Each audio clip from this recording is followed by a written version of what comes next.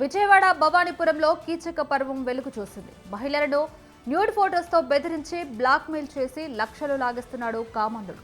2 కోట్ల demand nude photos చూపించి 202 సంవత్సరాల నుంచి మద్దుపాల వెంకటేశ్వర్లు మహిళను లైంగికంగా వేధిస్తున్నాడు. భర్తని వదిలేసి తనను పెళ్లి చేసుకోవాలని, లేకపోతే న్యూడ్ ఫోటోస్ సోషల్ మీడియాలో అప్లోడ్ చేస్తాను అంటూ బెదిరించాడు. న్యూడ్ ఫోటోస్తో బ్లాక్మెయిల్ చేసి ఇప్పటి వరకు 21 లక్షలు వసూలు చేశాడు. ఇంకా 2 కోట్లు ఇస్తే న్యూడ్ ఫోటోస్ డిలీట్ చేస్తాను అని బెదిరింపులకు పాల్పడ్డాడు. ఇప్పటి వరకు 3 పెళ్లిళ్లు చేసుకున్న నిందితుడు భవానీపురం జోజీనగర్లో కిరాణా స్టోర్ నడుపుతున్నాడు. మహిళను బాగా టార్చర్ చేయడంతో సూసైడ్ చేసుకుపోయింది. ఈ విషయం ఇంట్లో వాళ్లకు తెలియడంతో మహిళా కుటుంబ సభ్యులు భవానీపురం పోలీసులను ఆశ్రయించారు. కేసు నమోదు చేసిన పోలీసులు దర్యాప్తు చేస్తున్నారు. ఇదే అంశానికి సంబంధించి మరిన్ని అప్డేట్స్ ఫోన్ ద్వారా సురేష్ అందిస్తారు. సురేష్, లావణ్య, గత కొన్ని రోజుల నుంచి సంఘటన జరుగుతుందనేది మనకు తెలుస్తున్న విషయం. అయితే ఇది వెలుగులోకి నిన్న మధ్యాహ్నం, అంటే ఒక 24 అవర్స్ బిఫోర్ ఇది వెలుగులోకి వచ్చింది. అంటే తను బెదిరించడం, మానసికంగా తండ్రి దగ్గరకు వచ్చి కూర్చొని నాకు నువ్వు నుంచి ఇది కావాలి అంటే తనని పూర్తిగా బెదిరించడం అనేది మానసికంగా, అంటే తనను లోపరుచుకోవడానికి నాకు ఇంత అమౌంట్ కావాలి, లేదంటే నీ నుంచి నా దగ్గర నీకు సంబంధించిన కొన్ని ఫోటోలు ఉన్నాయి, ఆ ఫోటోలను బయట పెడతాను, లేని పక్షంలో నిన్ను ఇచ్చేస్తానని చెప్పేసి మధుబాబు, అంటే తన అందరినీ ఎక్కువగా ముద్దుగా బాలు అని పిలుస్తారు. అతను రేషన్ షాపు డీలరు. ప్రస్తుతం నాకు లోకల్లో నాకు పరపతి ఉంది, నన్ను ఎవరు ఏం చేయలేరు. అటు వైసీపీ కానీ ఇటు టీడీపీ కానీ నాకు అన్ని విధాలుగా ప్రభుత్వం నుంచి కానీ మాజీ ప్రభుత్వ అధికారుల నుంచి కానీ నాకు కొన్ని అండదండలు ఉన్నాయి అనే కోణంతో తను మహిళను చాలా ఇబ్బందికరమైన పరిస్థితులకు తీసుకెళ్లడం జరిగింది. తను మానసికంగా ఒత్తిడికి గురయ్యి తను ఆల్రెడీ సూసైడ్ చేసుకునే స్థితి దాకా వెళ్ళినప్పుడు తన ఇంట్లో పని అమ్మాయి చూసి ఇలా మీ భార్య గారు ఇలా తలుపులు వేసుకున్నారని చెప్తే దగ్గర బంధువులు వచ్చి తలుపులని పగలగొట్టడం జరిగింది.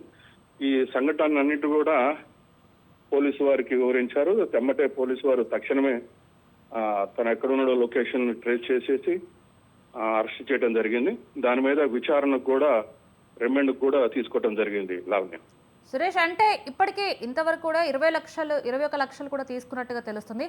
అంటే 2 కోట్లు డిమాండ్ చేయడంతోనే ఈ విషయం బయటకు వచ్చిందంటారా?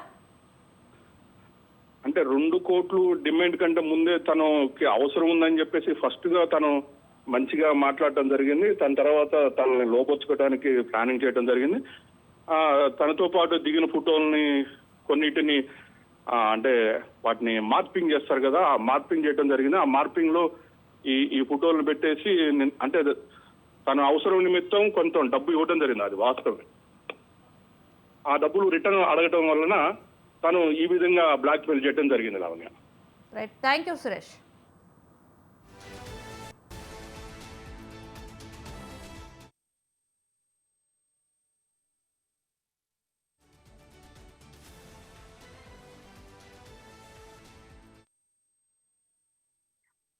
హలో హలో, ఎవరితో మాట్లాడుతున్నావు?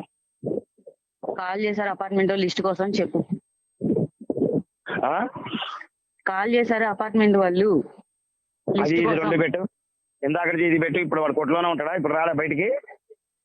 షాప్ ఏం తీయలేదు, వాళ్ళు ఏదో షాప్ దగ్గరికి వెళ్ళారు లిస్ట్ తీసుకుందామని. చెప్పు.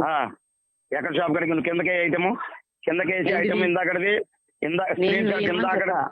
నేను ఇప్పుడు ఐటమ్ ఐటమ్ నేను నేను ఇక్కడే ఉంటా. వేయను. వాడు వచ్చేదాకా ఇక్కడే ఉంటా నేను. సరే కానీ ఓ చూసుకుందాం. స్క్రీన్ షాట్లు కూడా పెట్టలేదు, తోడికి ఫోటో కూడా పెట్టలా. వెళ్ళను, నేను ఇక్కడే ఉంటా. ఇప్పుడు ఇక్కడ ఇంటి దగ్గర నువ్వు ఎందుకు ఇలా చేస్తున్నావు? అంతే ఉంటా. నువ్వు రాత్రి అన్నమాటకి ఇప్పుడు అన్నమాటకి తేడా వస్తే ఏమన్నా కానీ గొడవ అయితే అయింది. ఇంకో వచ్చేస్తాయి. అసలు నేనేం మాట్లాడా? నువ్వు అరుస్తున్నావు, నేను అరుస్తున్నానా? రాత్రి పొద్దున ఇస్తానన్నావు, ఇచ్చేదాకా పోను. నువ్వు అసలు ఎందుకు ఇక్కడ కాల్ చేస్తున్నావు? వెళ్ళమని చెప్పాను. వెళ్ళను. అసలు ఎందుకు అట్లా గట్టిగా ఎందుకు అలా చేస్తున్నావు? పిలిపించుకో ఎవరినైనా.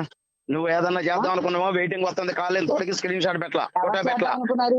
ఎవరేం ఆ. చేద్దాం అనుకున్నారు?